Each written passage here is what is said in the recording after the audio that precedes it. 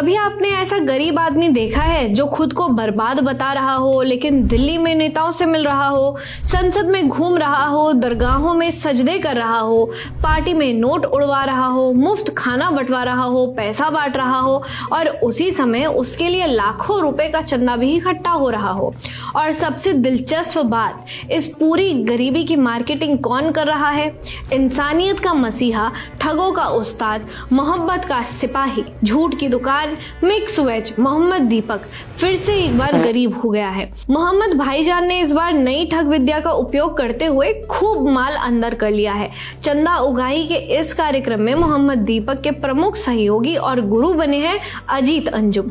25 मई को Indian express की एक रिपोर्ट में बताया गया है कि मोहम्मद दीपक पिछले 4 महीने से अपने जिम का रेंट नहीं भर पाया, जिस कारण उसके मकान मालिक ने उसे जिम खाली करने का अल्टीमेटम दिया है। मोहम्मद भाईजान ने बताया कि वो घर की EMI नहीं भर पाया, अपने घर का राशन पानी और बच्चों की फीस तक नहीं दे पा रहा है। भाईजान की ये दशा देखकर देश की सेक्युलर बिरादरी का दर्द छलक आया। लिबरल गिरोह के तथाकथित पत्रकार अजीत अंजुम ने मुद्दे को हाथों हाथ लपकते हुए सबसे पहले मोहम्मद दीपक का एक इंटरव्यू लिया। इस इंटरव्यू में भाईजान ने बिना किसी तथ्य और सबूत के जो झूठ फैलाया, आप उसका उदाहरण देखिए। अजीत अंजुम के साथ इंटरव्यू में मोहम्मद दीपक ने हिंदू समाज को बदनाम करने के लिए एक फर्जी कहानी सुना दी। भाईजान ने बताया है कि कोटद्वार में किसी चप्पल बेचने वाले मुस्लिम की दुकान पर एक हिंदू महिला जाती है, चप्पल का रेट पूछती है। मुस्लिम दुकानदार 150 रुपए कीमत बताता है तो हिंदू महिला पूछती है कि कुछ दिनों पहले आपने 120 रुपए बताए थे, तो आज 150 क्यों? कहानी में यहाँ तक सब ठीक चल रहा था, लेकिन इसके बाद कहानी में प्रपंच का असली ट्विस्ट आता है। मोहम्मद दीपक के अनुसार मुस्लिम दुकानदार हिंदू महिला से कहता है कि उस दिन आप शायद दुकान बढ़ाने के समय आई होंगी, हम जब दुकान बंद करते हैं तो अक्सर ऐसा कर देते हैं। कहानी के अनुसार इसके बाद हिंदू महिला ने मुस्लिम दुकानदार से गलत व्यवहार किया। अब मोहम्मद दीपक ने कहानी में अपना एजेंडा घुसाना शुरू किया। उसने बताया कि हिंदू महिला का पति बजरंग दल में था और उसने मुस्लिम दुकानदार को 3 से 4 थप्पड़ मारे और फिर थाने ले गया। थाने में जब मुस्लिम दुकानदार के घर वाले उसे छुड़ाने के लिए आए तो हिंदू महिला के पति ने बजरंग दल के नाम 51,000 रुपए की गौ सेवा रसीद काटने को कहा। अंत में जब मुस्लिम दुकानदार के परिवार ने 20,000 रुपए दिए, तब जाकर उसे छोड़ दिया गया। इस कहानी का कोई सबूत नहीं है, कोई गवाह नहीं है। मोहम्मद दीपक ने जो कह दिया उसे एकदम पत्थर की लकीर मानकर अजीत अंजुम ने पूरी कहानी अपने चैनल पर चला दी।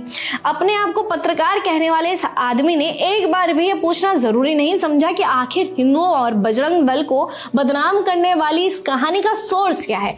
क्या किसी पुलिस थाने में ऐसा हो सकता है कि जमानत तब मिले जब कोई बाहरी संगठन आकर उसके बदले पैसा मांगे? मोहम्मद दीपक ने यहाँ न केवल हिंदू संगठन को बदनाम करने का काम किया, बल्कि उत्तराखंड पुलिस को भी बदनाम किया। कोटद्वार पुलिस इस मामले में कब संज्ञान लेती है, ये तो आने वाला समय ही बताएगा, लेकिन अजीत अंजुम की पत्रकारिता का स्तर यहाँ पर जरूर पता चल गया है। इसी इंटरव्यू में अजीत अंजुम ने मोहम्मद दीपक की पत्नी के अकाउंट का UPI बारकोड शेयर किया और लोगों से चंदा देने की अपील की। इस बारकोड को सभी सोशल मीडिया प्लेटफॉर्म पर शेयर किया गया है। इसके बाद सेक्युलर, लिबरल, कांग्रेसी और मुस्लिमों ने इस अकाउंट में खूब चंदा भेजा। आम आदमी पार्टी के संजय सिंह ने भी 50,000 का चंदा दिया है। इस अकाउंट में कुल कितना चंदा जमा हुआ है, इसका कोई भी हिसाब नहीं दिया गया है। चंदे की रकम जब बढ़ने लगी तो अजीत अंजुम अपना माइक और झोला उठाकर सीधे कोटद्वार पहुंच गए।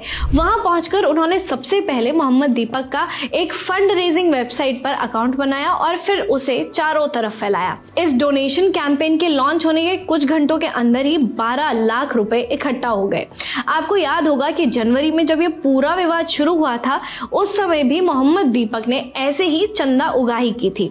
उसने तब भी बताया था कि वो रेंट नहीं दे पा रहा है, बच्चों की फीस नहीं भर पा रहा है, घर का राशन नहीं खरीद पा रहा है। उस समय भी इंडियन एक्सप्रेस ने ही इसको लेकर एक बड़ी इमोशनल खबर छापी थी, जिसके बाद सुप्रीम कोर्ट के 15 वकीलों ने 1 साल की जिम मेंबरशिप ली थी। इसके अलावा स्वरा भास्कर, हर्ष मंदर और कई सोशल मीडिया इन्फ्लुएंसर्स ने भी मेंबरशिप ली थी। उत्तराखंड हाई कोर्ट ने भी मोहम्मद दीपक को निर्देश दिया था कि उसे जो भी चंदा मिल रहा है उसके बारे में पूरी जानकारी कोर्ट को एक एफिडेविट में दे।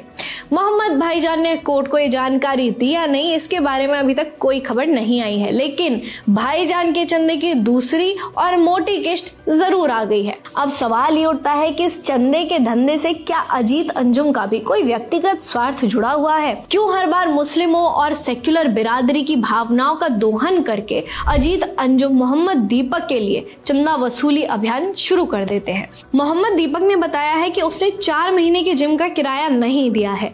4 महीने का उसका जिम का कुल किराया होता है 1,60,000 रुपए। सुप्रीम कोर्ट के 15 वकीलों ने जो 1 साल की मेंबरशिप खरीदी थी, केवल उसी से इसको 1.5 लाख रुपए मिले थे। मोहम्मद दीपक ये बताता है कि बजरंग दल के कारण उसके जिम में लोगों ने आना बंद कर दिया है, लेकिन सच्चाई क्या है? क्या आप जानते हैं कि जनवरी से लेकर अभी तक मोहम्मद दीपक क्या कर रहा था? जब उसे अपने जिम पर ध्यान देना था, मेंबर्स को ट्रेन करना था, तब वो दिल्ली घूम रहा था। 10 जनपद में राहुल गांधी के साथ फोटो खिंचवा रहा था। राहुल गांधी से मुलाकात के बाद भाईजान अतीक अहमद की शान में कसीदे पढ़ने वाले शायर इमरान प्रतापगढ़ी के घर इफ्तारी खाने पहुंचे थे। दिन में 25 बार इंसानियत जपने वाले मोहम्मद दीपक ने क्या एक बार भी इस शायर से पूछना जरूरी समझा कि जिस माफिया अतीक अहमद ने दर्जनों हत्याएं करवाई थी, लोगों की जमीनें हड़पी थी, अपराध का एक साम्राज्य खड़ा किया था, वो मंच से उसकी शान में कसीदे क्यों पढ़ रहा था?